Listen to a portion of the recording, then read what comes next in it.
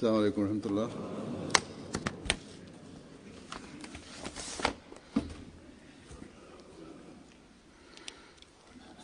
أشهد أن لا إله إلا الله وحده لا شريك له وأشهد أن محمدا عبده ورسوله.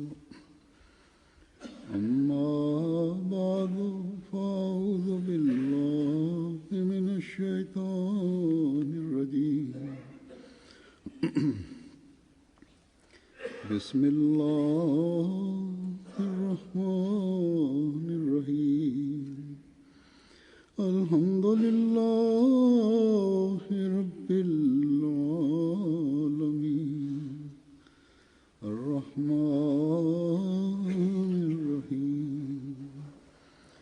مالك يوم الدين.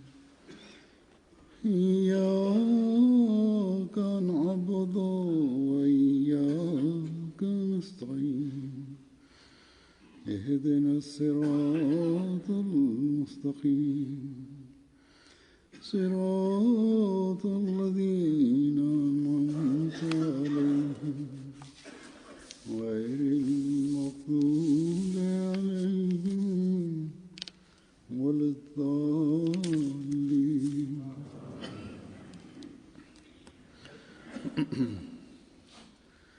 அல்லாஹ் தஆலா அல்லாஹ் தனது நண்பர்களையும் நன்மைகளில் நிலைத்திருக்கின்ற அவர்களது சந்ததிகளையும் பாதுகாக்கின்றான். அவர்களுக்கு தன் தரப்பிலிருந்து வழங்குகின்றான். நிபந்தனை என்னவென்றால் அந்த சந்ததிகள் நன்மைகளில் நிலைத்திருப்பவர்களாக இருக்க வேண்டும். ஹஜ்ரத் முஸ்லிம் மவ்ஊத் ரலியல்லாஹு அன்ஹு அவர்கள் இதற்கான உதாரணத்தை எடுத்துக் கூறியவாறு ஹஜ்ரத் அலி ரலியல்லாஹு அன்ஹு அவர்கள் தொடர்பாக இவ்வாறு கூறுகின்றார்கள். பாருங்கள், ஹஜ்ரத் நபிகள் நாயகம் ஸல்லல்லாஹு அலைஹி வஸல்லம் அவர்கள் தமது நபித்துவத்தின் ஆரம்ப நாட்களில் தங்களது குடும்பத்தில் உள்ள மக்களை அவர்களுக்கு உண்மையின் தூது செய்தியை எட்ட வைப்பதற்காக விருந்திற்கு அழைத்தார்கள். முதல் விருந்தில் உணவு உண்ட பிறகு தூது செய்தியை எட்ட வைப்பதற்காக பெருமானார் ஸல்லல்லாஹு அலைஹி வஸல்லம் அவர்கள் எழுந்து நின்ற போது அவர்கள் பேச ஆரம்பித்ததுமே அபூலஹப் அங்கு வந்திருந்த அனைவரையுமே சிதறுண்டு போகும்படி செய்துவிட்டான். அவனது இந்த செயலை பார்த்து பெருமானார் ஸல்லல்லாஹு அலைஹி வஸல்லம் அவர்களுக்கு மிகுந்த வியப்பு ஏற்பட்டது. ஆனால் பெருமானார் ஸல்லல்லாஹு அலைஹி வஸல்லம் அவர்கள் அவநம்பிக்கை அடையவில்லை. அவர்கள் மீண்டும் ஹஜ்ரத் அலி ரலியல்லாஹு அன்ஹு அவர்களிடம் மீண்டும் விருந்திற்கான ஏற்பாட்டை செய்யுங்கள் என்று கூறினார்கள். இரண்டாவது முறையாக அம்மக்களுக்கு இஸ்லாத்தின் தூது செய்தியை பெருமானார் ஸல்லல்லாஹு அலைஹி வஸல்லம் அவர்கள் எட்ட வைத்தார்கள். அதை கேட்டு சபையிலிருந்த அனைவருமே மிகவும் அமைதியுடன் இருந்தனர். எவருமே பேசவில்லை. இறுதியில் ஹஜ்ரத் அலி ரலியல்லாஹு அன்ஹு அவர்கள் எழுந்து நின்றார்கள். பிறகு இந்த சபையிலுள்ள அனைவரை விட நான் வயதில் சிறுவனாக இருந்தாலும் நீங்கள் எதை பற்றி இப்போது கூறினீர்களோ அவ்விஷயத்தில் நான் உங்களுடன் இணைந்து செயல்பட தயாராக இருக்கின்றேன். அவ்வாறு நான் உங்களுடன் இணைந்திருப்பேன் என்று உறுதிமொழி கூறுகின்றேன் என்று ஹஜ்ரத் அலி ரலியல்லாஹு அன்ஹு அவர்கள் கூறினார்கள். அதற்கு பிறகு மக்காவில் எதிர்ப்பு அதன் இறுதி எல்லை அடைந்தது. இறுதியில் பெருமானார் ஸல்லல்லாஹு அலைஹி வஸல்லம் அவர்களுக்கு அங்கிருந்து ஹிஜ்ரத் செய்ய வேண்டியது வந்தது. அந்த சமயத்தில் ஹஜ்ரத் அலி ரலியல்லாஹு அன்ஹு அவர்களுக்கு அல்லாஹ் பெரும் தியாகங்களை செய்வதற்கான நல்வாய்ப்பை தந்தான். அதாவது பெருமானார் ஸல்லல்லாஹு அலைஹி வஸல்லம் அவர்கள் ஹஜ்ரத் அலி ரலியல்லாஹு அன்ஹு அவர்களை தமது படுக்கையில் படுக்க வைத்தார்கள். மேலும் நீங்கள் இங்கேயே படுத்திருங்கள், அதன் மூலம் எதிரிகள் நான் தான் இங்கு படுத்திருக்கின்றேன் என்று நினைத்துக் கொள்வர் என்று பெருமானார் ஸல்லல்லாஹு அலைஹி வஸல்லம் அவர்கள் கூறினார்கள். அந்த சமயத்தில் ஹஜ்ரத் அலி ரலியல்லாஹு அன்ஹு அவர்கள் அல்லாஹ்வின் தூதர் அவர்களே, எதிரிகள் வெளியில் நம்மை சூழ்ந்து நிற்கின்றார்கள். காலையில் இது பற்றி அவர்களுக்கு தெரிந்ததும் என்னை அவர்கள் கொலை செய்து விடலாம் என்று கூறவில்லை. மாறாக மிகவும் நிம்மதியுடனும் அமைதியுடனும் ஹஜ்ரத் அலி ரலியல்லாஹு அன்ஹு அவர்கள் பெருமானார் ஸல்லல்லாஹு அலைஹி வஸல்லம் அவர்களது படுக்கையில் படுத்து உறங்கிவிட்டார்கள். காலையில் காஃபிர்களுக்கு இதை பற்றி தெரிய வந்ததும் அவர்கள் ஹஜ்ரத் அலி ரலியல்லாஹு அன்ஹு அவர்களை அதிகமாக அடிக்கவும் உதைக்கவும் செய்தனர். ஆனால் எப்படி இருப்பினும் அந்த சமயத்திற்குள் ஹஜ்ரத் நபி ஸல்லல்லாஹு அலைஹி வஸல்லம் அவர்கள் மக்காவில் இருந்து மதீனாவிற்கு ஹிஜ்ரத் செய்திருந்தார்கள். ஹஜ்ரத் அலி ரலியல்லாஹு அன்ஹு அவர்களின் இந்த தியாகம் அவர்களுக்கு எந்த அளவிற்கு அதிகமான அருட்கொடையை பிறகு அவர்களுக்கு வழங்கியது, இந்த அளவு இறைவன் அவர்களுக்கு வழங்குவான் என்பதை ஹஜ்ரத் அலி ரலியல்லாஹு அன்ஹு அவர்களே அப்போது அறிந்திருக்கவில்லை. ஏனென்றால் அருட்கொடைகளை பெற வேண்டும் அல்லது அல்லாஹ்வின் அருளுக்கு வாரிசாக வேண்டும் என்ற நோக்கத்துடன் அவர்கள் தியாகம் செய்யவில்லை. மாறாக முழுக்க முழுக்க பெருமானார் ஸல்லல்லாஹு அலைஹி வஸல்லம் அவர்கள் மீது கொண்ட பேரன்பின் காரணமாகவும் இறைவனின் திருப்தி கிடைக்க வேண்டும் என்ற நோக்கத்திற்காகவே அவர்கள் இந்த தியாகத்தை செய்தார்கள். இந்த தியாகத்திற்கு பகரமாக அவர்களுக்கு எந்த அளவுக்கு கண்ணியம் கிடைக்கப் போகின்றது என்பதை பற்றிய அறிவு அப்போது அல்லாஹ்விற்கு மட்டுமே இருந்தது. ஹஜ்ரத் அலி ரலியல்லாஹு அன்ஹு அவர்களுக்கு மட்டுமல்லாமல் அவர்களது சந்ததிகளுக்கும் கூட அல்லாஹ் கண்ணியத்தை வழங்குவான் என்பது அப்போது எவருக்கும் தெரியாமல் இருந்தது. ஹஜ்ரத் அலி ரலியல்லாஹு அன்ஹு அவர்கள் மீது அல்லாஹ் செய்த முதல் அருள் அன்னாருக்கு ஹஜ்ரத் நபிகள் நாயகம் ஸல்லல்லாஹு அலைஹி வஸல்லம் அவர்களது மருமகனாக இருக்கின்ற நட்பேறு கிடைத்தது. பிறகு பெருமானார் ஸல்லல்லாஹு அலைஹி வஸல்லம் அவர்கள் பல்வேறு சந்தர்ப்பங்களில் ஹஜ்ரத் அலி ரலியல்லாஹு அன்ஹு செய்த பல்வேறு பணிகளை புகழ்ந்து கூறியுள்ளார்கள். ஒருமுறை பெருமானார் ஸல்லல்லாஹு அலைஹி வஸல்லம் அவர்கள் போருக்காக ஓரிடத்திற்கு சென்று கொண்டிருந்தார்கள்.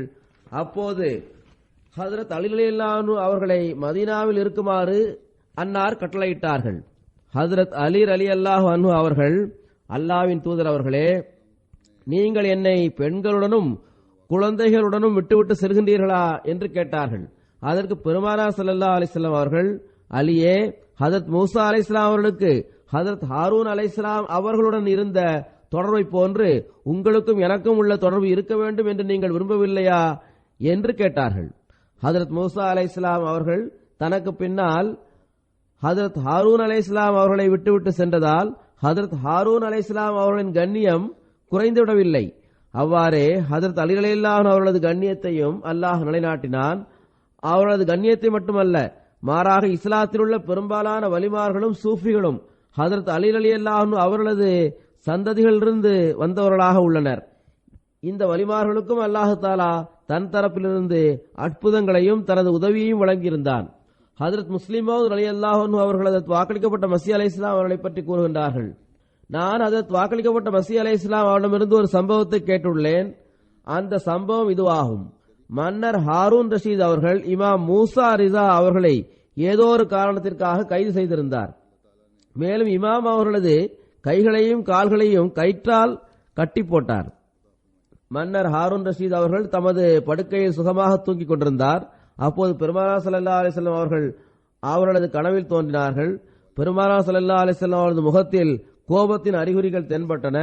பெருமானார் ஸல்லல்லாஹு அலைஹி வஸல்லம் அவர்கள் கனவில் அவரிடம், ஹாரூன் ரஷீதே, நீ என் மீது அன்பு வைத்திருப்பதாக வாதம் செய்கின்றாய். ஆனால் உங்களுக்கு வெட்கமாக இல்லையா? நீங்களோ சுகமான படுக்கையில் ஆழ்ந்த தூக்கத்தில் இருக்கின்றீர்கள்.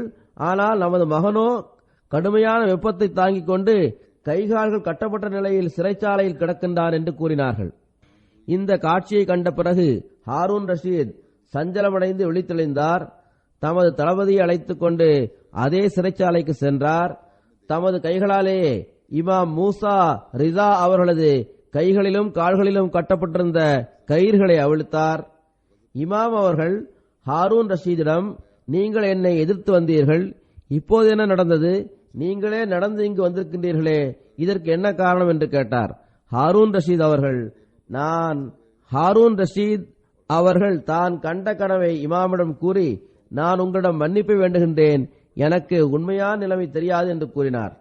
ஹஜ்ரத் வாக்களிக்கப்பட்ட மஸீஹ் அலைஹிஸ்ஸலாம் அவர்கள் தொடர்ந்து கூறுகின்றார்கள், அந்த காலத்திற்கும் ஹஜ்ரத் அலி ரலியல்லாஹு அன்ஹு மற்றும் பெருமானார் ஸல்லல்லாஹு அலைஹி வஸல்லம் அவர்களது காலத்திற்கும் இடையில் எவ்வளவு பெரிய கால இடைவெளி இருந்திருக்கின்றது. நாம் பல மன்னர்களின் சந்ததிகளையும் பார்த்துள்ளோம். அவர்கள் பல இடங்களுக்கு மாறி மாறி சென்று இன்னல்களுக்கு ஆளாகின்றனர். கூறுகின்றார்கள், நான் தில்லியில் வைத்து பார்த்துள்ளேன். தண்ணீர் குடத்திலிருந்து பிறருக்கு தண்ணீர் ஊற்றி கொடுக்கின்ற ஒருவர் இருந்தார். அவர் முகலாய அரசர்களின் சந்ததிகளில் ஒருவராவார். அவர் மக்களுக்கு தண்ணீர் அருந்த கொடுத்து வந்தார். அவரிடம் இந்த அளவு வெட்க உணர்வு இருந்தது. அதாவது அவர் பிறரிடம் எதையும் கேட்பதில்லை, தானே உழைத்து வந்தார். என்றாலும் மன்னர்களின் சந்ததியாக இருந்தும் கூட அவர் வேலை செய்தே காலம் கழிக்க வேண்டியது இருந்தது. மறுபுறம் ஹஜ்ரத் அலி ரலியல்லாஹு அன்ஹு அவர்களது சந்ததிகளை பாருங்கள். இவ்வளவு தலைமுறை கடந்து சென்ற பிறகும் கூட இறைவன் ஒரு மன்னரை கனவில் எச்சரிக்கை செய்கின்றான். ஹஜ்ரத் அலி ரலியல்லாஹு அன்ஹு அவர்களது சந்ததிகளிடம் நல்ல முறையில் நடந்து கொள்ளும்படி அவருக்கு வலியுறுத்தி கூறுகின்றான்.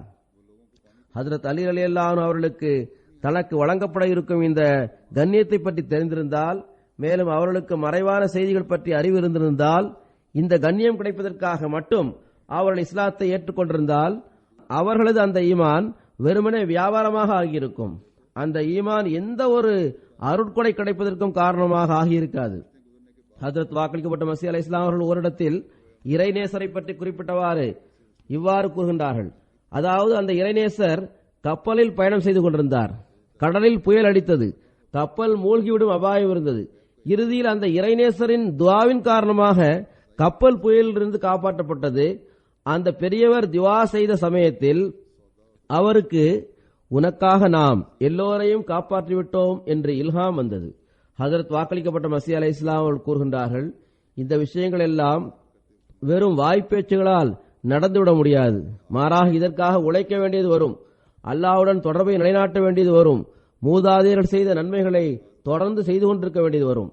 எனவே நல்லவர்களின் சந்ததிகளாக இருப்பது அல்லது பெரியவர்கள் மற்றும் வலிமார்களின் சந்ததிகளாக இருப்பது எப்போது பயனளிக்கும் என்றால், சுயமே மனிதனும் அந்த நன்மைகளில் நிலைத்திருக்கும் போதுதான் அதனால் பயன்பெற முடியும். அல்லாஹ்வுடன் அவர்களுக்கு தொடர்பு இருக்க வேண்டும். ஹஜ்ரத் முஸ்லிம் மவ்ஊத் ரலியல்லாஹு அன்ஹு அவர்கள் ஹஜ்ரத் வாக்களிக்கப்பட்ட மஸீஹ் அலைஹிஸ்ஸலாம் அவர்கள் தொடர்பாக கூறியுள்ள ஏனைய சில விஷயங்களையும் இப்போது நான் எடுத்துக் கூறுவேன். ஹஜ்ரத் முஸ்லிம் மவ்ஊத் ரலியல்லாஹு அன்ஹு அவர்கள் ஹஜ்ரத் வாக்களிக்கப்பட்ட மஸீஹ் அலைஹிஸ்ஸலாம் அவர்கள் ஜமாத்தாக தொழுவதை எந்த அளவு பேணி வந்தார்கள் என்பது தொடர்பாக இவ்வாறு கூறுகின்றார்கள். ஹஜ்ரத் வாக்களிக்கப்பட்ட மஸீஹ் அலைஹிஸ்ஸலாம் அவர்களுக்கு தொழுகை எந்த அளவுக்கு பிரியமானதாக இருந்ததென்றால், நோயின் காரணமாக அவர்களுக்கு தொழுகைக்காக பள்ளிவாசலுக்கு வர முடியாத நிலையில் வீட்டில் தொழ வேண்டியது வந்தால், தாயார் அல்லது வீட்டில் உள்ள குழந்தைகளை தன்னுடன் இணைத்துக் கொண்டு அன்னார் ஜமாத்தாக தொழுது வந்தார்கள். அதாவது, அவர்கள் வெறுமனே தொழுகையை நிறைவேற்றவில்லை, மாறாக ஜமாத்தாக தொழுது வந்தார்கள். ஹஜ்ரத் வாக்களிக்கப்பட்ட மஸீஹ் அலைஹிஸ்ஸலாம் அவர்களை ஜமாத்தாக தொழுவதன் முக்கியத்துவம் பற்றி ஓரிடத்தில் இவ்வாறு கூறுகின்றார்கள், எல்லா மனிதர்களையும் ஓர் உயிரை போன்று ஆக்கிவிட வேண்டும் என்பது அல்லாஹ்வின் நாட்டமாகும். இதற்கே ஜனநாயக ஒற்றுமை என்று பெயராகும். தொடர்ந்து கூறுகின்றார்கள், மார்க்கத்தின் நோக்கமும் இதுவேயாகும். தஸ்பீஹில் உள்ள மணிகளைப் போன்று ஜனநாயக ஒற்றுமை என்ற நூலில் அனைவரும் ஒன்றாக கோர்க்கப்பட வேண்டும். அதாவது, மார்க்கம் என்பது அனைவரையும் ஒன்றுபடுத்தக்கூடியதாக இருக்க வேண்டும். ஜமாத்தான தொழுகையும் கூட இந்த நோக்கத்திற்காகவே இருக்கின்றது. அதாவது, எல்லா தொழுகையாளிகளும் ஒரு நபர் போன்று ஆகிவிட வேண்டும். பரஸ்பரம் ஒருவர் மற்றவருடன் இணைந்து நிற்க வேண்டும் என்ற கட்டளை கூறப்பட்டிருப்பதன் நோக்கம், எவரிடம் அதிகமாக ஒளி இருக்கின்றதோ அது பலகீனமானவர்களிடம் ஊடுருவி அவருக்கு ஆற்றலை வழங்க வேண்டும். இதற்காகவே அல்லாஹ் இந்த கட்டளையை பிறப்பித்துள்ளான். அதாவது, மக்கள் தத்தமது பகுதியில் உள்ள பள்ளிவாசலில் தொழுகைக்காக ஒன்று கூட வேண்டும். அதாவது, தொழுகையின் மூலம் ஒருவர் மற்றவரிடமிருந்து ஆற்றலை பெற வேண்டும். எல்லா ஒளிகளும் ஒன்று சேர்ந்து பலகீனத்தை அகற்ற வேண்டும். பரஸ்பரம் ஒருவர் மற்றவருக்கிடையில் அறிமுகம் ஏற்பட்டு அன்பு உருவாக வேண்டும். ஹஜ்ரத் மஸீஹ் மவ்ஊத் அலைஹிஸ்ஸலாம் அவர்கள் கூறுகின்றார்கள், அறிமுகமாவது மிகவும் சிறந்த விஷயமாகும்.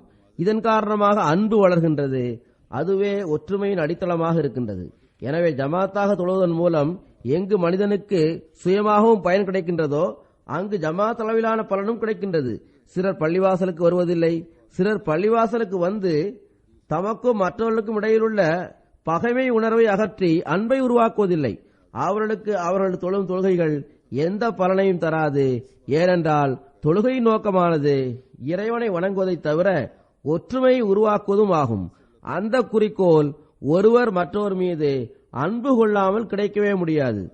இந்த சிந்தனையுடன் நாம் நமது தொழுகைகளை பாதுகாக்கவும் வேண்டும். இந்த சிந்தனையுடன் நாம் பள்ளிவாசலுக்கு வர வேண்டும். அதாவது, நாம் ஒன்றாக ஆகி அல்லாஹ்வின் முன்னிலையில் ஏற்றுக்கொள்ளப்படுகின்ற தொழுகைகளை தொழக்கூடியவர்களாகவும் அவனது திருப்தியை பெறக்கூடியவர்களாகவும் ஆகிவிட வேண்டும். தொழுகையை தொழாமல் விட்டுவிட்டது தொடர்பாக அமீர் முஆவியா அவர்களின் ஒரு சம்பவம் இருக்கின்றது. ஹஜ்ரத் முஸ்லிம் மவ்ஊத் ரலியல்லாஹு அன்ஹு அவர்கள் ஹஜ்ரத் வாக்களிக்கப்பட்ட மஸீஹ் அலைஹிஸ்ஸலாம் அவர்கள் கூறியதாக இந்த சம்பவத்தை கூறுகின்றார்கள்.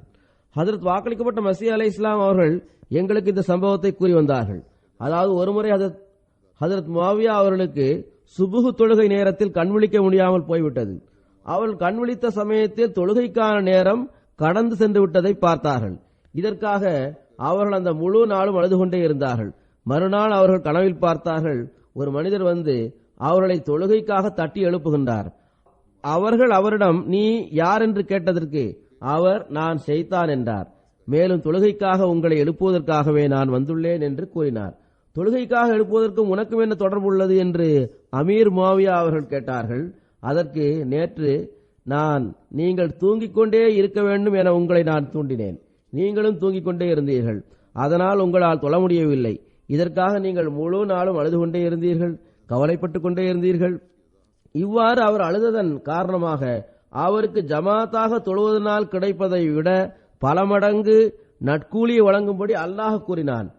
எனக்கு இதனால் மிகுந்த வேதனை ஏற்பட்டது.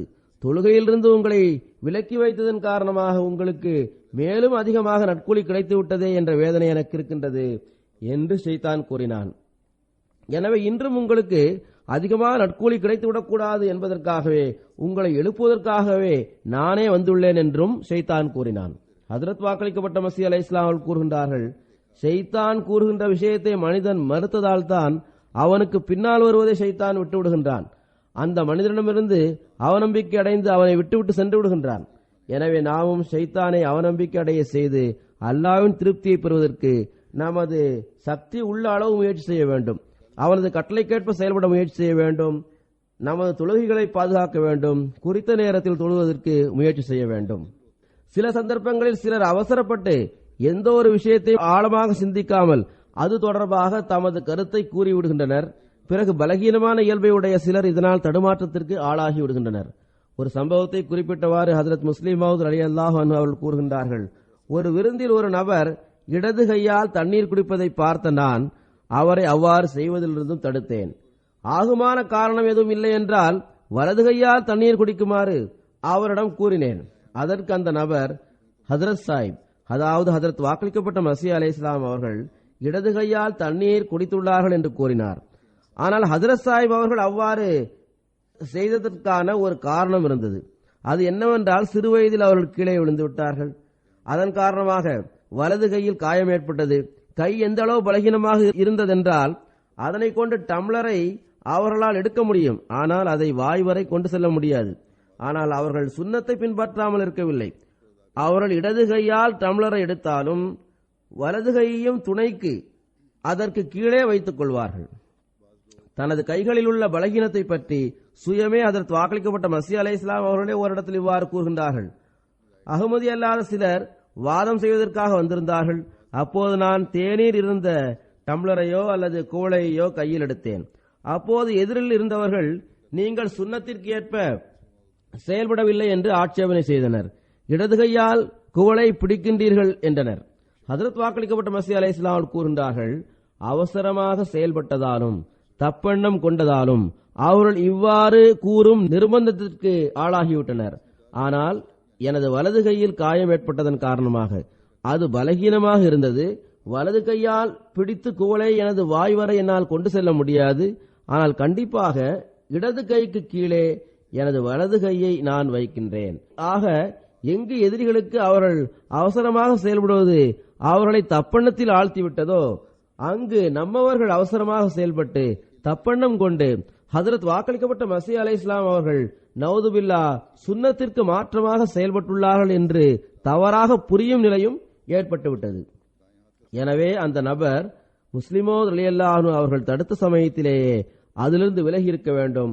ஹஜ்ரத் வாக்களிக்கப்பட்ட மஸீஹ் அலைஹிஸ்ஸலாம் அவர்கள் இடது கையால் ஏன் குடித்தார்கள் என்ற காரணத்தை கேட்டு தெரிந்திருக்க வேண்டும். ஆக இவ்வாறு அவசரமாக செயல்படுவதுதான் பிறகு தவறான பிதஅத்துகளை உருவாக்கி விடுகின்றன.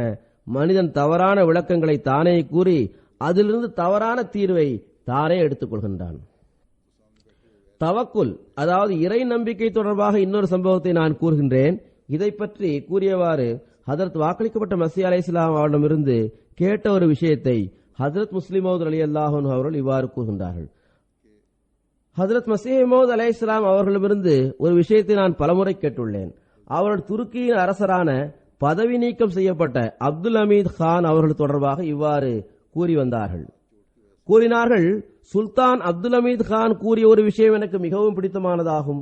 கிரேக்க நாட்டுடன் போர் செய்ய வேண்டும் என்று கூறப்பட்ட போது அதை மறுத்து அவரது அமைச்சர்கள் பல காரணங்களை அவருக்கு எடுத்துக் கூறினர். உண்மையில் போர் நடக்க வேண்டும் என்பதே அரசர் அப்துல் ஹமீத் கான் அவர்களது நாட்டமாக இருந்தது. ஆனால் அமைச்சர்களுக்கு அதில் விருப்பம் இல்லாமல் இருந்தது. அதன் காரணமாக இன்னின்ன ஏற்பாடுகள் செய்யப்பட்டுள்ளன, ஆனால் குறிப்பாக முக்கியமாக தேவைப்படும் இந்த ஏற்பாடு இல்லை என்று காரணம் கூறினர். அந்த முக்கிய தேவையானது போருக்கு மிகவும் அவசியமானது என்று அமைச்சர்கள் கூறினர். ஹஜ்ரத் முஸ்லிம் மவ்ஊத் ரலியல்லாஹு அன்ஹு அவர்கள் கூறுகின்றார்கள், அவர்கள் ஒருவேளை இவ்வாறு கூறியிருக்கலாம், அதாவது எல்லா ஐரோப்பிய சக்திகளும் கிரேக்க நாட்டுக்கு உதவி செய்வதில் ஒன்றுபட்டு இருக்கின்றன, இதை மாற்ற நம்மிடம் எந்த சிகிச்சையும் இல்லை என்று அமைச்சர்கள் கூறினர். ஹஜ்ரத் வாக்களிக்கப்பட்ட மஸீஹ் அலைஹிஸ்ஸலாம் அவர்கள் கூறினார்கள், அமைச்சர்கள் தங்களது ஆலோசனையை கூறிய பிறகு, தங்களுக்குள்ள கஷ்டங்களை எடுத்து கூறிய பிறகு, மேலும் இந்த முக்கியமான ஏற்பாடு இல்லாமல் இருக்கின்றது என்று கூறிய பிறகு அரசர் அப்துல் ஹமீத் அதற்கு இவ்வாறு பதில் கூறினார், ஏதாவது ஒரு வெற்றிடத்தை இறைவனுக்காகவும் காலியாக விட்டுவிட வேண்டும். ஹஜ்ரத் வாக்களிக்கப்பட்ட மஸீஹ் அலைஹிஸ்ஸலாம் அவர்கள் சுல்தான் அப்துல் ஹமீத் கான் கூறிய இந்த சொற்றொடரை கூறி அதை மிகவும் ரசித்து வந்தார்கள். மேலும் அவர் கூறிய இந்த விஷயம் எனக்கு மிகவும் பிடித்தமானது என்று கூறினார்கள். எனவே நம்பிக்கை கொண்டவர் தமது முயற்சிகளில் ஒரு வெற்றிடத்தை இறைவனுக்காகவும் விட்டு வைக்க வேண்டும். இப்போது பலகீனத்தின் எந்த ஒரு வழியும் எஞ்சியிருக்கவில்லை என்று கூறும் அளவிற்கு உள்ள தகுதியை எந்த நம்பிக்கை கொண்டவராலும், இன்னும் சொல்வதென்றால் எந்த ஒரு நபராலும் அடைய முடியாது. எல்லா விஷயத்திலும் நிறைவான முழுமையான நிலைமையை எய்துவிட்டோம், அதில் எந்த தடையும் இல்லை, ஓட்டையும் இல்லை என்று எந்த மனிதராலும் கூறிவிட முடியாது. மனிதன் காரணிகளை முற்றிலும் புறக்கணித்து விடுவதும் முட்டாள்தனமாகும். வெளிப்படையான ஏற்பாடுகளை செய்யாமல் இருப்பது தவறாகும். தொடர்ந்து அதற்கு வாக்களிக்கப்பட்ட மஸீஹ் அலைஹிஸ்ஸலாம் அவர்கள் கூறுகின்றார்கள், இப்போது ஐரோப்பிய சமுதாயங்களில் முதலில் நான் கூறிய முட்டாள்தனத்தில் மூழ்கியுள்ளன. அதாவது இறைவனுக்காக விட வேண்டிய வெற்றிடத்தை அவர்கள் முற்றிலும் கைவிட்டு விட்டனர். முஸ்லிம்கள் இரண்டாவதாக நான் கூறிய முட்டாள்தனத்தில் மூழ்கியுள்ளனர். அதாவது இறைவன் மீது முற்றிலும் நம்பிக்கை வைத்துவிட்டு தமது கை கால்களை அசைப்பதை கூட விட்டுவிட்டனர்.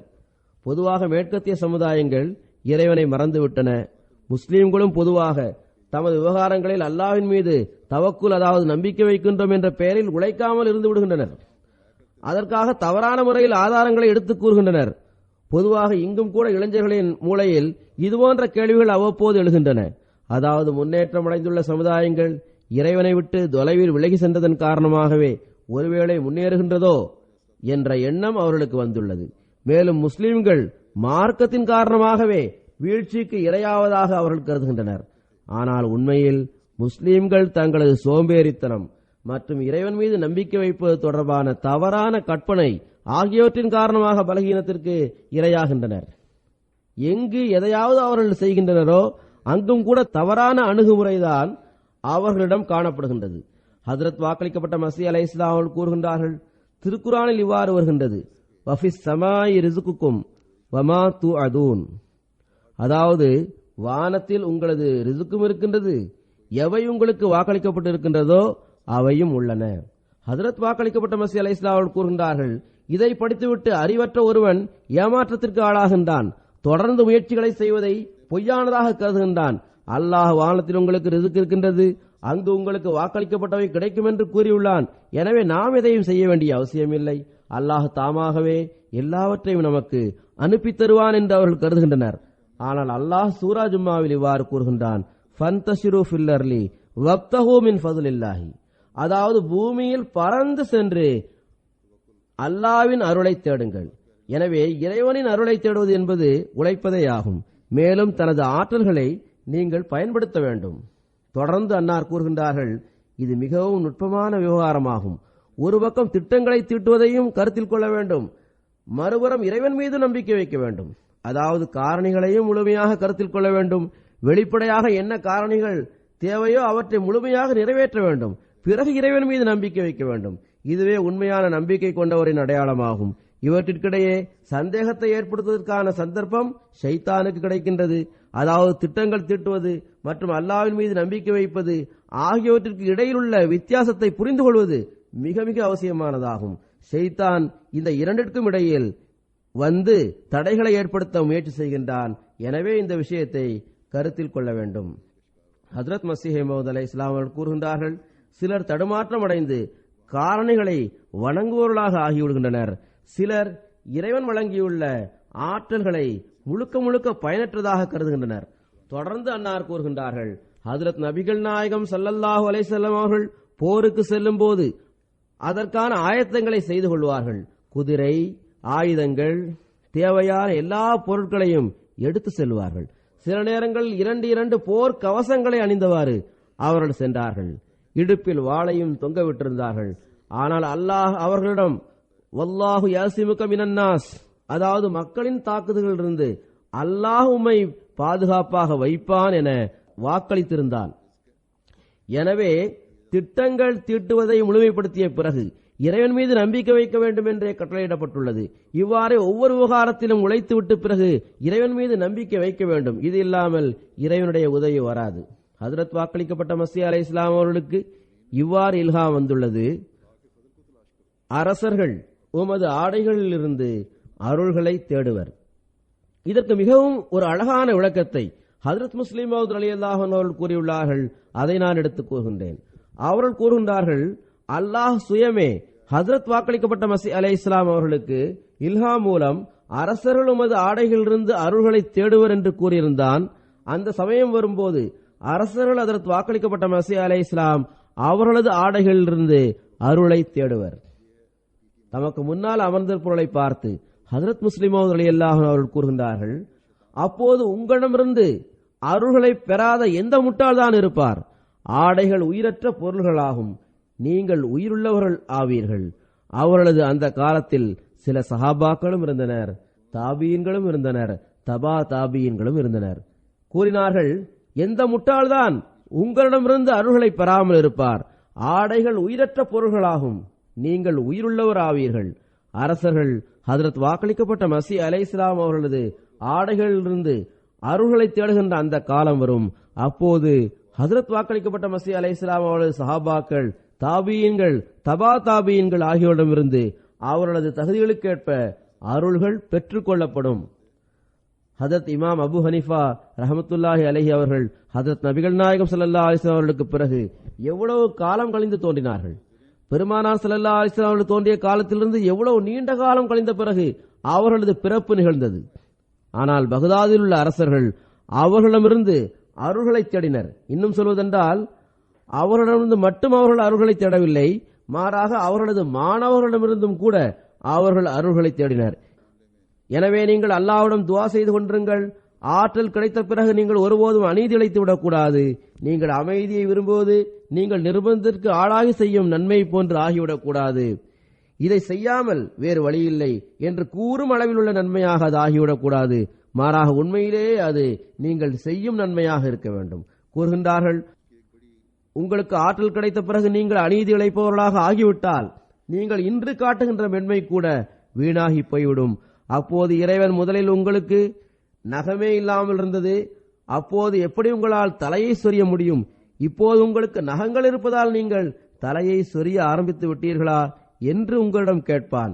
எனவே நீங்கள் மகிழ்ச்சியை கொண்டாடுவதுடன் இஸ்திக்ஃபாரும் செய்து வாருங்கள். உங்களுக்காகவும் மற்றவர்களுக்காகவும் துஆ செய்யுங்கள். இது மிகவும் அவசியமான விஷயமாகும்.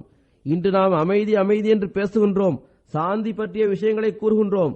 ஆனால் எல்லாம் கிடைத்து அரசர்கள் அகமதிகளாக ஆவதற்கு முயற்சி செய்யும் போது அந்த சமயத்திலும் கூட அன்பு மற்றும் அமைதியின் போதனைகள் பரவ வேண்டும். அவ்வாறு இல்லை என்றால் இன்று நாம் பேசுவதும் கூட நிர்பந்தத்திற்கு ஆளாகி நாம் பேசுகின்ற ஒரு விஷயமாக அது ஆகிவிடும். ஹஜ்ரத் முஸ்லிம் மவ்ஊத் ரலியல்லாஹு அன்ஹு அவர்கள் கூறுகின்றார்கள், ஹஜ்ரத் வாக்களிக்கப்பட்ட மஸீஹ் அலைஹிஸ்ஸலாம் அவர்களுக்கு இறங்கிய அந்த இல்ஹாம் நிறைவேறுகின்ற அந்த நாட்கள் வெகு தொலைவில் இல்லை. அந்த இல்ஹாம் அரசர்களுமது ஆடைகளில் அருள்களை தேடுவர் என்பதாகும். அரசாட்சி என்பது மெதுமெதுவாக முடிந்து கொண்டிருக்கின்றது. ஆனால் நாட்டின் ஜனாதிபதியும் அதிபரும் அரசர்களாகவே இருக்கின்றனர். ரஷ்யாவின் பிரதமரும் ஜனாதிபதியும் முஸ்லிமாக ஆகிவிட்டால் அவர்களது தகுதியும் அரசர்களை விட குறைவானதல்ல. அவர்களும் அதற்கு வாக்களிக்கப்பட்ட மஸீஹ் அலைஹிஸ்ஸலாம் அவர்களது ஆடைகளிலிருந்து அருள்களை தேடுவர். நீங்கள் அதற்கு வாக்களிக்கப்பட்ட மஸீஹ் அலைஹிஸ்ஸலாம் அவர்களின் நூல்களிலிருந்து அருள்களை தேடும்போது அருள்களை தேடும்போதுதான் அரசர்களும் அதற்கு வாக்களிக்கப்பட்ட மஸீஹ் அலைஹிஸ்ஸலாம் அவர்களது ஆடைகளிலிருந்து அருள்களை தேடுவர். ஆக இதுவும் ஒன்றுக்கொன்று தொடர்புடைய ஒரு விஷயமாகும். நீங்கள் பழைய அகமதிகளாக இருந்தாலும் சஹாபாக்களின் சந்ததிகளாக இருந்தாலும், தாபீன்களாக இருந்தாலும், தபா தாபீன்களாக இருந்தாலும், இந்த அரசர்களை விட ஆரம்பத்திலேயே அகமதியத்தை ஏற்றுக்கொள்பவர்களாக நீங்கள் இருந்தாலும், நீங்கள் அதற்கு வாக்களிக்கப்பட்ட மசீஹ் அலைஹிஸ்ஸலாம் அவர்களது நூல்களிலிருந்து அருள்களை தேட வேண்டும். தேடுதல் என்பதன் பொருள் அவர்களது நூல்களை படிப்பதாகும். அறிவை பெற வேண்டும், மார்க்க விஷயங்களை புரிந்து கொள்ள வேண்டும். அவர்கள் கூறினார்கள், நீங்கள் அதற்கு வாக்களிக்கப்பட்ட மசீஹ் அலைஹிஸ்ஸலாம் அவர்களின் நூல்களிலிருந்து அருள்களை தேட ஆரம்பித்து விட்டால் பிறகு அல்லாஹ் எவ்வாறு அருள் செய்வான் என்றால், மக்கள் அதற்கு வாக்களிக்கப்பட்ட மசீஹ் அலைஹிஸ்ஸலாம் அவரது ஆடைகளிலிருந்து அருள்களை தேடுவர். ஏனென்றால் தப்லீக் நடைபெறும், கருத்துக்கள் பரவும், அதன் காரணமாக மன்னர்கள் வருவர். அவர்கள் அதற்கு வாக்களிக்கப்பட்ட மசீஹ் அலைஹிஸ்ஸலாம் அவர்களின் ஆடைகளிலிருந்து அருள்களை தேட முயற்சியும் செய்வர். பிறகு அஞ்சுமனை பார்த்து ஹஜ்ரத் முஸ்லிம் மவ்ஊத் ரலியல்லாஹு அன்ஹு அவர்கள் கூறினார்கள், ஹஜ்ரத் வாக்களிக்கப்பட்ட மசீஹ் அலைஹிஸ்ஸலாம் அவர்கள் பயன்படுத்திய அருளுக்குரிய பொருட்கள், ஆடைகள் ஆகியவற்றை சரியாக பாதுகாப்பதற்கான ஏற்பாடு இல்லை. இப்போது அவற்றை பாதுகாப்பதற்காக ரப்வாவிலும் காதியானிலும் போதுமான அளவு பணிகள் நடைபெற்றுக் கொண்டிருக்கின்றன. அப்பொருட்களை பாதுகாப்பதற்கான முயற்சி செய்யப்பட்டு வருகின்றது. எவ்வாறு இருப்பினும் ஹஜ்ரத் முஸ்லிம் மவ்ஊத் ரலியல்லாஹு அன்ஹு அவர்கள் அஞ்சுமனுக்கு இதை பற்றி அன்றே கவனமூட்டினார்கள். ஹஜ்ரத் வாக்களிக்கப்பட்ட மசீஹ் அலைஹிஸ்ஸலாம் அவர்களது அருளுக்குரிய ஆடைகளை பாதுகாப்பது அதன் கடமையாகும் என்று கூறினார்கள். தொடர்ந்து கூறினார்கள், சில திறமை பெற்ற மருத்துவர்கள் மற்றும் நிபுணர்களை அழைக்க வேண்டும். அவர்கள் அதற்கு வாக்களிக்கப்பட்ட மசீஹ் அலைஹிஸ்ஸலாம் அவருடைய ஆடைகளை எவ்வாறு பாதுகாப்பாக வைப்பது என்பது பற்றி சிந்திக்க வேண்டும். இந்த ஆடைகளை கண்ணாடி பெட்டிக்குள் மூடிய நிலையில் எவ்வாறு வைக்க வேண்டும், அதன் மூலம் பல 100 ஆண்டுகள் வரை அது பாதுகாப்பாக இருந்து கொண்டே செல்ல வேண்டும், அல்லது அந்த ஆடைகளில் பூச்சி வராமல் இருக்கின்ற அளவில் உள்ள நாடுகளுக்கு அவற்றை அனுப்பி வைக்க வேண்டும். உதாரணமாக அமெரிக்கா போன்ற நாடுகளில் இந்த ஆடைகளை அனுப்பி வைக்க வேண்டும். பூச்சிகள் வராமல் அங்கே அதை பாதுகாப்பாக வைக்க முடியும். அதன் மூலமாக வருங்கால தலைமுறையினர் அதிலிருந்து அருள்களை பெற முடியும். தொடர்ந்து கூறினார்கள், ஹஜ்ரத் வாக்களிக்கப்பட்ட மசீஹ் அலைஹிஸ்ஸலாமுடைய வஃபாத்திற்கு பிறகு எனது தாயாரின் விருப்பம் இதுவாக இருந்தது.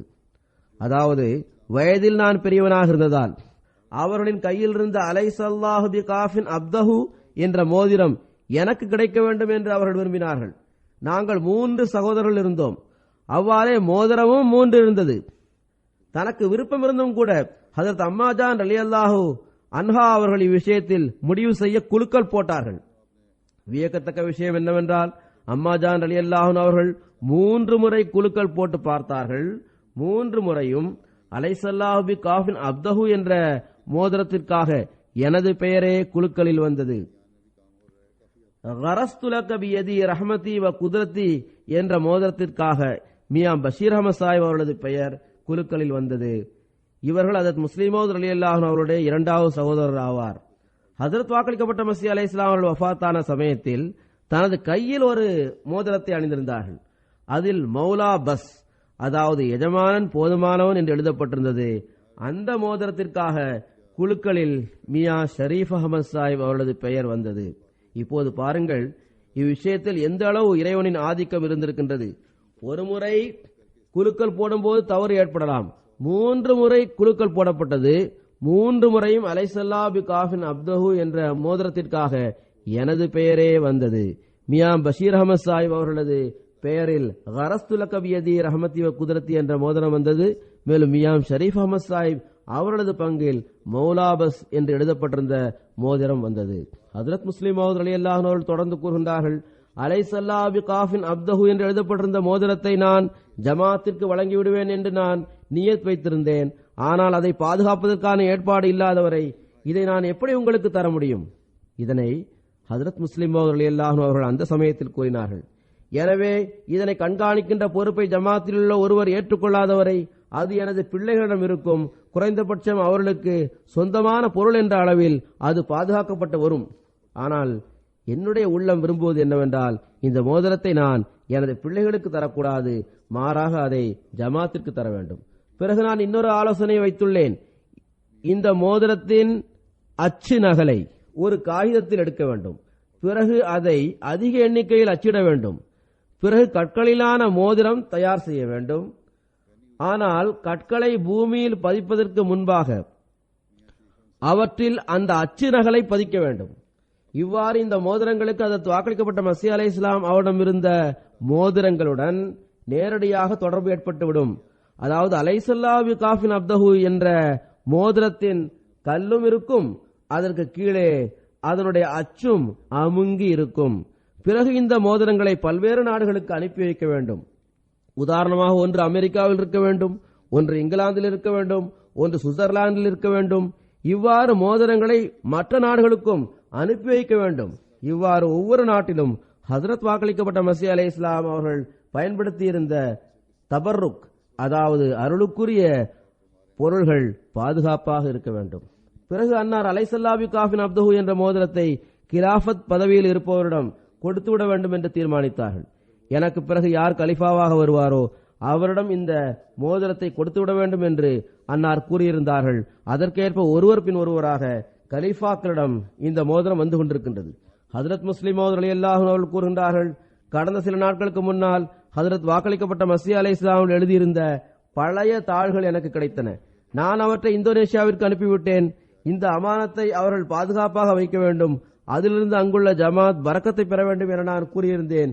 இப்போது அந்த எழுத்துக்கள் பாதுகாப்பாக இருக்கின்றனவா என்பதை பற்றி இந்தோனேஷியாவில் உள்ளவர்களால் தான் கூற முடியும். ஹஜ்ரத் முஸ்லிம் ரலியல்லாஹு அன்ஹு அவர்கள் கூறுகின்றார்கள், ஆனால் இல்ஹாமில் அல்லாஹ் ஆடைகளை பற்றியே குறிப்பிட்டுள்ளான். அதாவது அரசர்கள் உமது ஆடைகளிலிருந்து அருள்களை தேடுவர் என்றே குறிப்பிடப்பட்டிருக்கின்றது. எனவே எந்த இடங்களில் பூச்சிகள் வராதோ அந்த இடங்களுக்கு இந்த ஆடைகளை அனுப்பி வைத்து விட வேண்டும். அதன் மூலம் மிக நீண்ட காலம் வரை அவை பாதுகாப்பாக இருக்க வேண்டும்.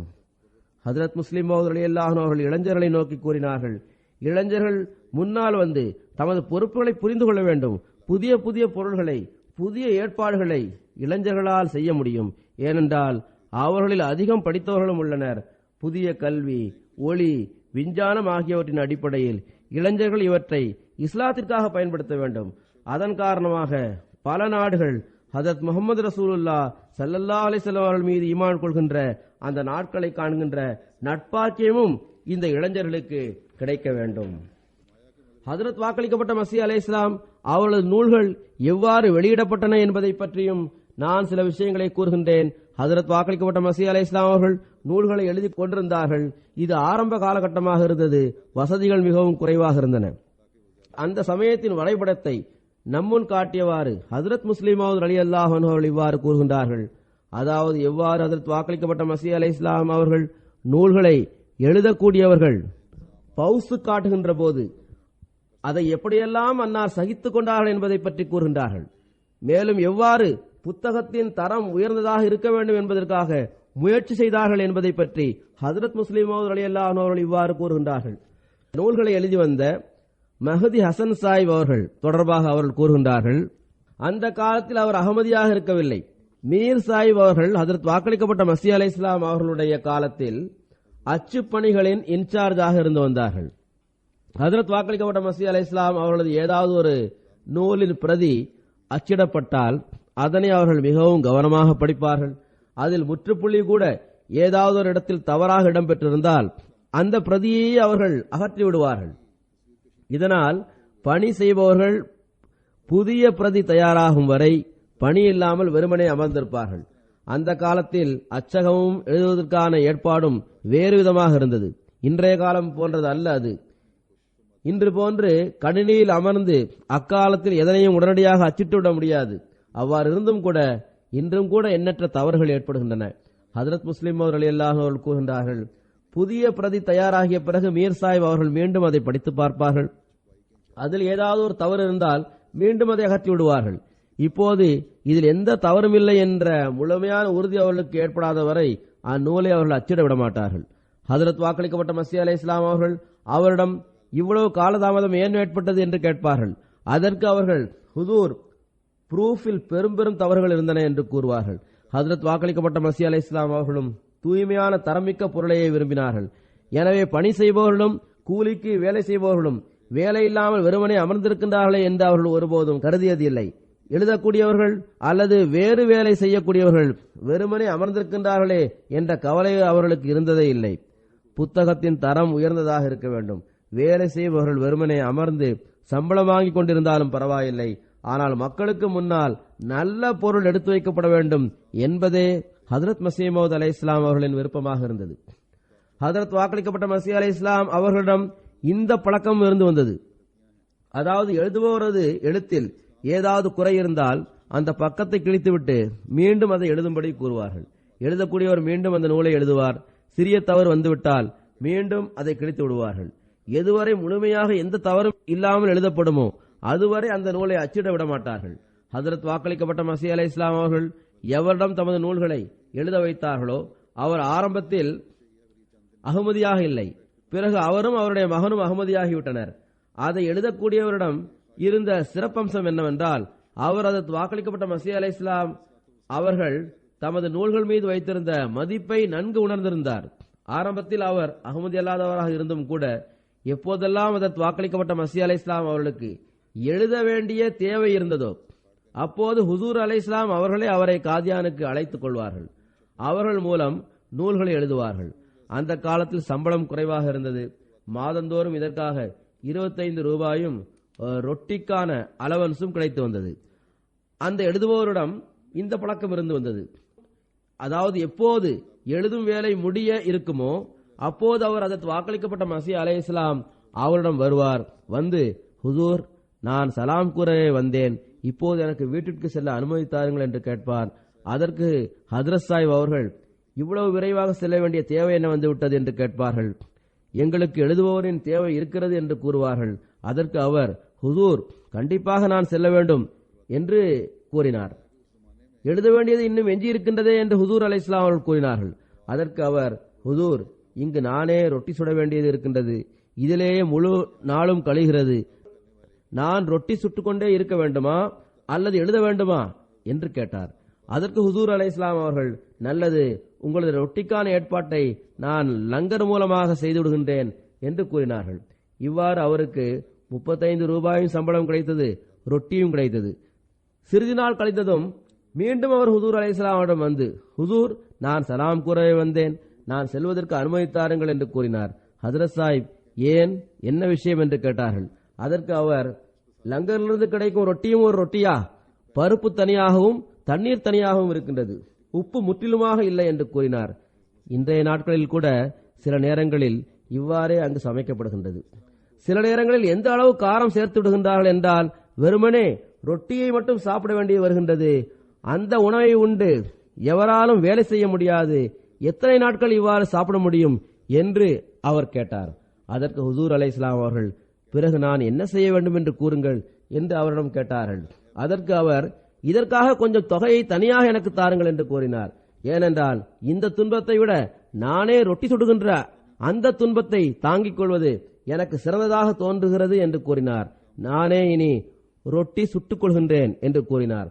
ஹஜ்ரத் வாக்களிக்கப்பட்ட மஸீஹ் அலைஹிஸ்ஸலாம் அவர்கள் மேலும் அவருக்கு 10 ரூபாயை அதிகமாக தருவதாக கூறினார்கள்.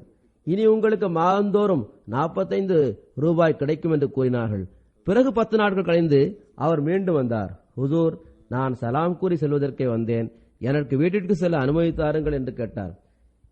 இங்கு முழு நாளும் நான் ரொட்டி சுட்டுக்கொண்டே இருக்கின்றேன், அவ்வாறு இருக்க எந்த வேலை என்னால் செய்ய முடியும் என்று கேட்டார். அதற்கு ஹுசூர் அலைஹிஸ்ஸலாம் அவர்கள், பிறகு என்ன செய்யலாம் என்று கேட்டார்கள். அதற்கு அவர், ஹுசூர், மீண்டும் லங்கர்கானாவிலேயே எனது உணவிற்கான ஏற்பாட்டை செய்யுங்கள் என்று கூறினார். அதற்கு ஹுசூர் அலைஹிஸ்ஸலாம் அவர்கள், நல்லது, உங்களுக்கு 45 ரூபாயும் கிடைத்துக் கொண்டிருக்கும், லங்கரிலிருந்து உணவும் கிடைத்துக் கொண்டிருக்கும் என்று கூறினார்கள். அவர் மீண்டும் திரும்பி வந்து மீண்டும் தமது வேலையை ஆரம்பித்து விடுவார். பிறகு சில நாட்கள் கழிந்ததும் மீண்டும் வந்து, ஹுசூர், சலாம் கூறவே வந்தேன், செல்வதற்கு அனுமதித்தாருங்கள் என்று கூறுவார். ஹுசூர், என்ன விஷயம் என்று கேட்பார்கள். லங்கருடைய ரொட்டியை என்னால் சாப்பிடவே முடியாது என்று கூறுவார். இதுவும் ஒரு ரொட்டியா? எனவே நீங்கள் ரொட்டிக்கென்று தனியாக 10 ரூபாய் தாருங்கள் என்று கேட்டார். நானே ரொட்டிக்கான ஏற்பாட்டை செய்து கொள்வேன் என்று கூறினார். ஹஜ்ரத் சாஹிப் மேலும் ரொட்டிக்காக 10 ரூபாயை அதிகமாக கொடுத்து அவருக்கு கொடுக்கப்படும் தொகையை 55 ரூபாயாக உயர்த்தினார்கள். அவர் அதற்கு வாக்களிக்கப்பட்ட மஸீஹ் அலைஹிஸ்ஸலாம் அவருடைய இயல்பை புரிந்ததன் காரணமாக தனது மகனுக்கும் சிலவற்றை கற்றுக் கொடுத்திருந்தார். நான் உனக்கு பின்னால் தடியை எடுத்துக்கொண்டு உன்னை விரட்டிக் கொண்டே வருவேன், நீ கூச்சலிட்டவாறு ஹஜ்ரத் சாஹிபின் அறையில் நுழைந்து விட வேண்டும், பிறகு இதை கூற வேண்டும் என்று மகனிடம் கூறியிருந்தார். பிறகு தந்தை தடியை எடுத்துக்கொண்டு மகனை விரட்டினார்.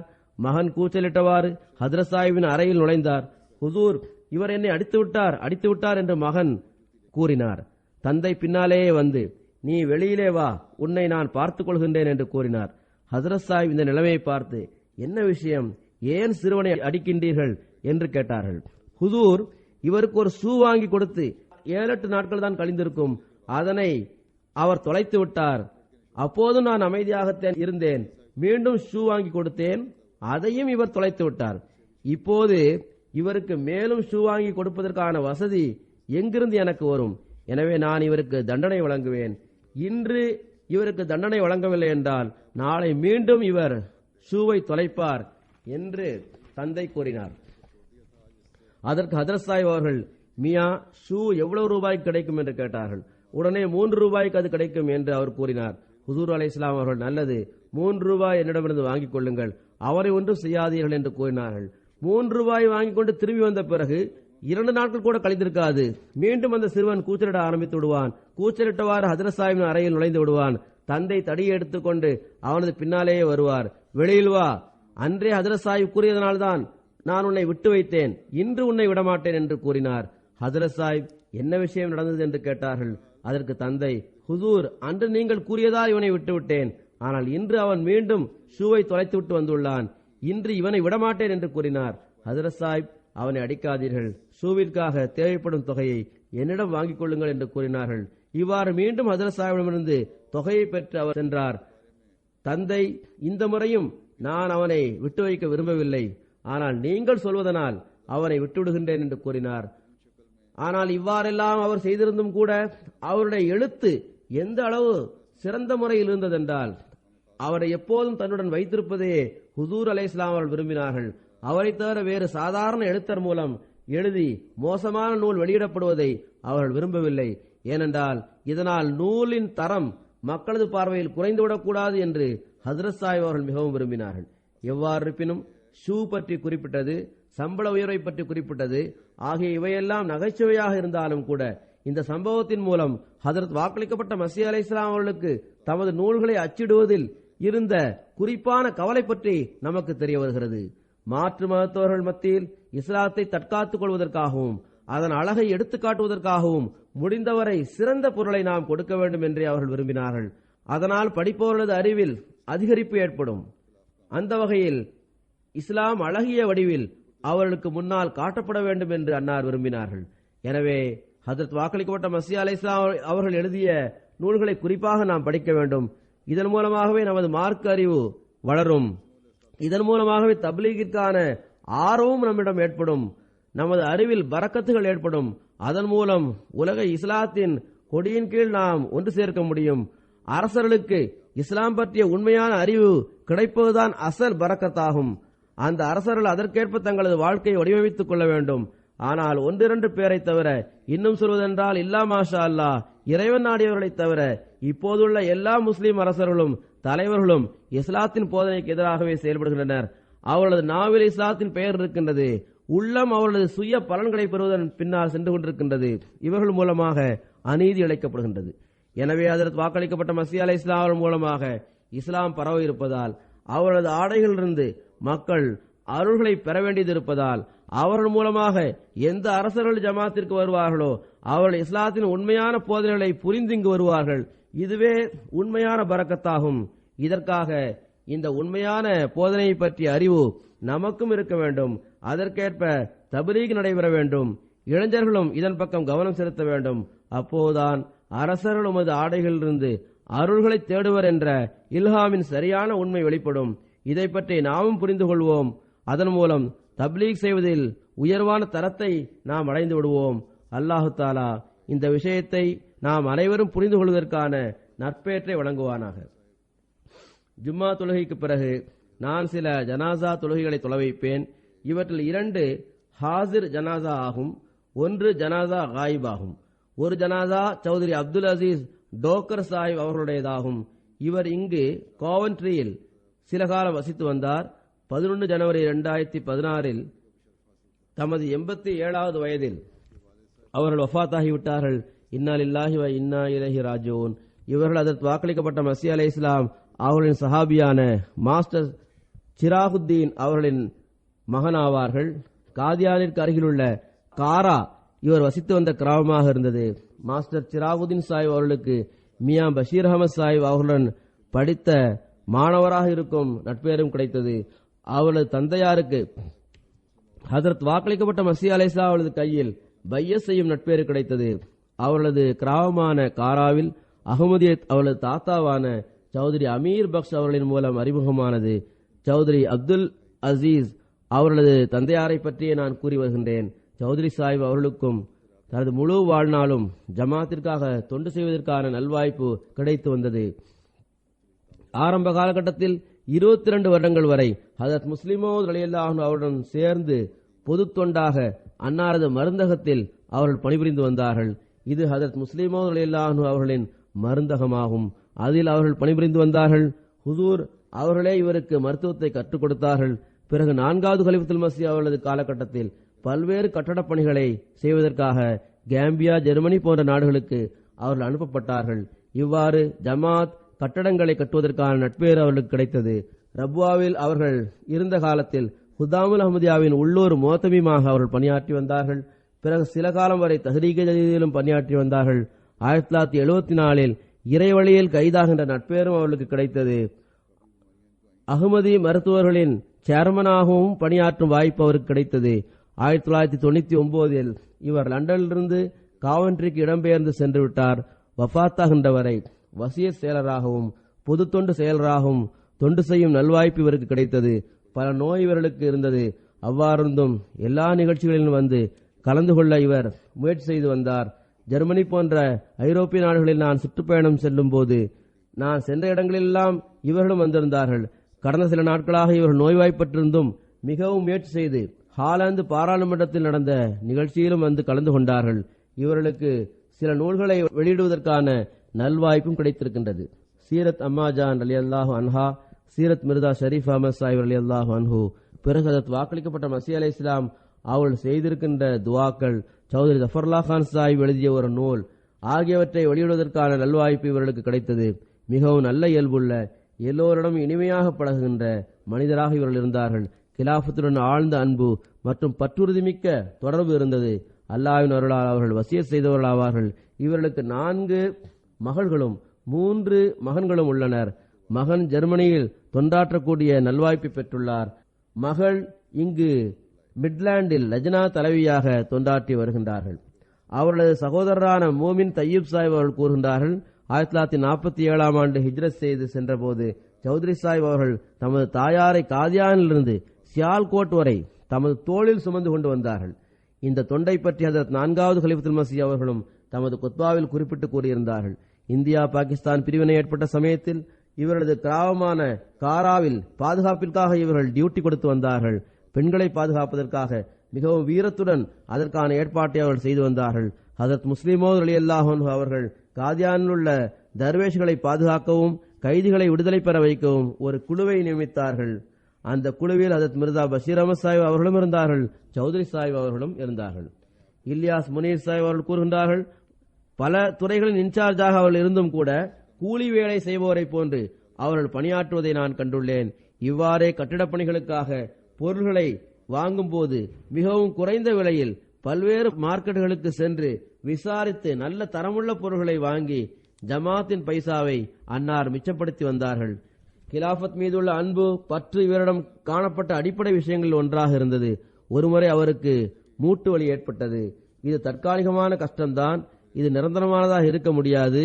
ஏனென்றால் ஒருமுறை ஹஜரத் முஸ்லிமோத் ரலியல்லாஹு அன்ஹு அவர்கள் எனது மூட்டில் கால் வைத்து குதிரையில் ஏறினார்கள். எனவே அதன் பரக்கத்தால் எனக்கு இந்த வலி ஏற்படாது என்று அவர்கள் கூறி வந்தார்கள்.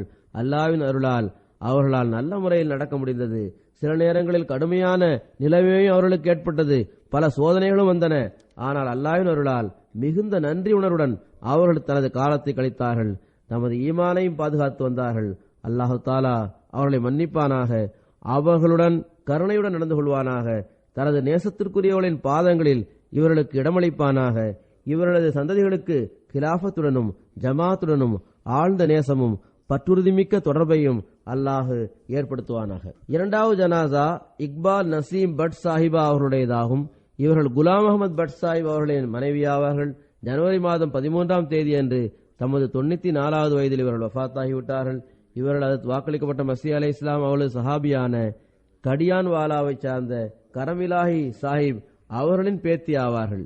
மீராம் பட் சாஹிப் அவர்களின் மகள் வழி பேத்தி ஆவார்கள் மற்றும் ஷேக் முகமது பட் சாஹிப் அவர்களின் மருமகள் ஆவார்கள்.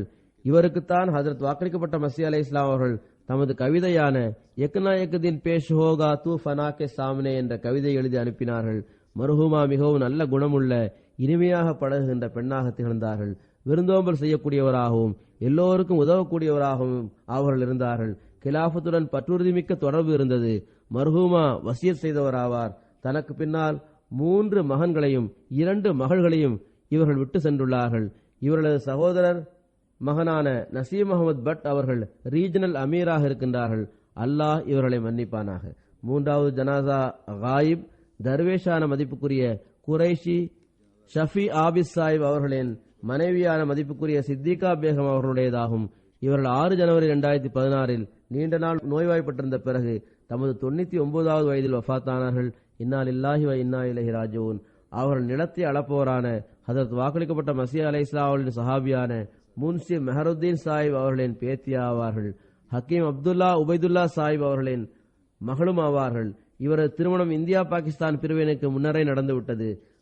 சில நாட்களுக்காக இவர்கள் ஹிஜ்ரத் செய்து பாகிஸ்தான் சென்றிருந்தார்கள். பிறகு முதலாவது குழு காதியான் திரும்பி வந்த சமயத்தில் இவர்களும் மீண்டும் காதியானிற்கே வந்துவிட்டார்கள். தமது கணவருடன் எப்போதும் மிகவும் எளிமையாக தனது வாழ்நாளை கழித்து வந்தார்கள். சாதாரண இயல்பை உடையவர்களாகவும் பொறுமை, இறைவன் மீதுள்ள நம்பிக்கை, இறைவனுக்கு நன்றி செலுத்துவது ஆகியவற்றை கடைபிடித்து இந்த காலத்தை அவர்கள் கழித்தார்கள்.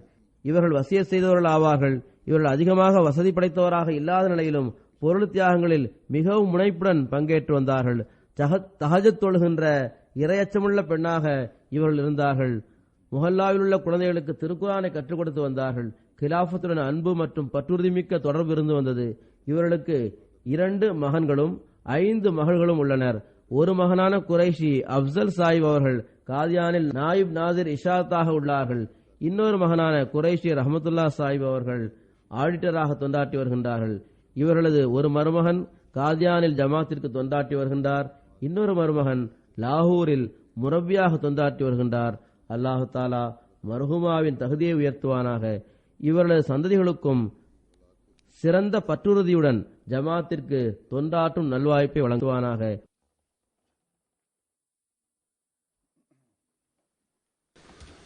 அல்ஹம்துலில்லாஹ் நஹ்மதுஹு வ நஸ்தஈனுஹு வ நஸ்தக்ஃபிருஹு வ நு'மினு பிஹி வ நதவக்கலு அலைஹி வ நஊது பில்லாஹி மின் ஷுரூரி அன்ஃபுஸினா வ மின் ஸய்யிஆத்தி அஅமாலினா. من يهده الله فلا مضل له ومن يضلل فلا هادي له ونشهد أن لا إله إلا الله ونشهد أن محمدا عبده ورسوله.